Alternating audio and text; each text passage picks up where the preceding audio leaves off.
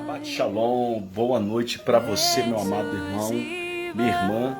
Quero te agradecer a você que tem dado uma oportunidade a mim de adentrar sua casa, o seu trabalho, o seu veículo através do smartphone, tablet ou notebook ou qualquer forma que o Eterno tenha permitido você ouvir a palavra. Essa palavra que não coage, essa palavra que não te entristece, mas que te disciplina e que te ensina, porque esta palavra é a palavra de Deus, né?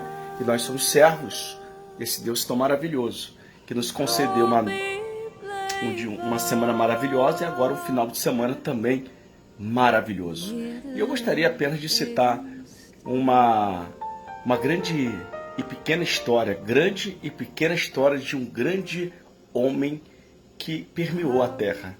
Esse homem se chama-se Moisés. E o exemplo de Moisés na nossa vida muito nos reflete o que também acontece conosco. Ele era um grande homem, nascido como hebreu, porém criado no Egito. No Egito, na época, segundo algumas propostas na arqueologia, do faraó Ramsés II, um dos faraós mais poderosos. Nós estamos falando ali do período de 1.200 a 1.300 anos antes de Cristo.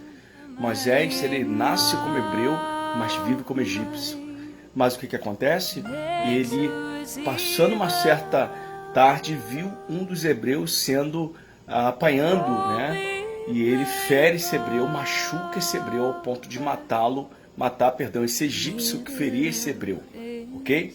Esse hebreu que estava apanhando esse egípcio, ele como egípcio, ele mata o egípcio e ele peca contra uma lei chamada Lei de Talião, dente por dente, olho por olho. E o que vai acontecer? Êxodo 2, 11 até o capítulo 3, nós vamos ver Moisés fugindo para o deserto.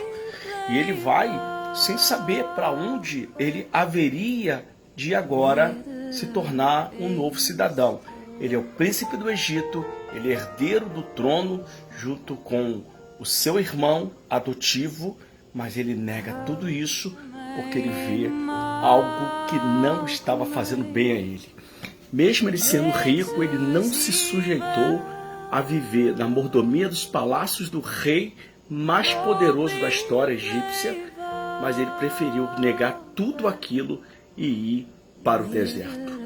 Meu amigo, se você está passando por isso, saiba que Deus, ele trabalhou na vida de Moisés no deserto e o direcionou às terras de Midian. E é engraçado e interessante porque a teologia nos ensina que Midian ela é fundada por uma descendente de Moisés, parte de Abraão, porque Moisés é levita, portanto, como levita pertencia à tribo de Levi, portanto, era um dos descendentes de Jacó, então Abraão era o seu tataravô.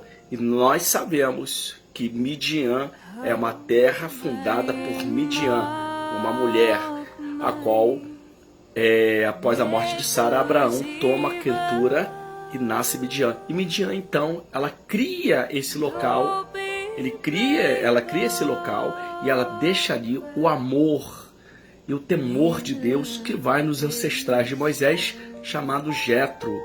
Interessante que Moisés ele vai em direção aos seus primos de quarto grau, sem saber. Olha como é que Deus trabalha, né? Deus não colocou um GPS, Deus não precisou falar alguma coisa com Moisés, simplesmente Moisés foi na direção onde ele queria, aprender com Jetro um pouco da palavra de Deus. A Bíblia diz que ali Moisés ficará por 45 anos, meu amigo, e ele aprendeu muito, não somente com Jetro, mas aprendeu muitos costumes do povo hebreu, que certamente Midian, a sua ancestral, quarta geração, após a ele, né, antes dele, certamente havia implantado naquela terra, e o seu ancestral, o seu primo de quarto grau ali, ou de quinto grau, né, que era o Jetro, que se tornar o seu sogro, pois dará a sua filha Zípora a Moisés, ensina ele a temer e a respeitar e o prepara para se tornar o maior legislador que existiu na face dessa terra. O que me chama a atenção na história de Moisés é que Deus o guiou para aquilo que ele queria. Então, meu amigo, se você hoje está passando por uma arbitrariedade, por algo que você está vendo que não é bom, largue isso e siga na direção de Deus. Não se preocupe, pois o Senhor, assim como fez com Moisés há mais de 2.300 anos atrás, também fará na sua vida. Shalom, boa noite para você.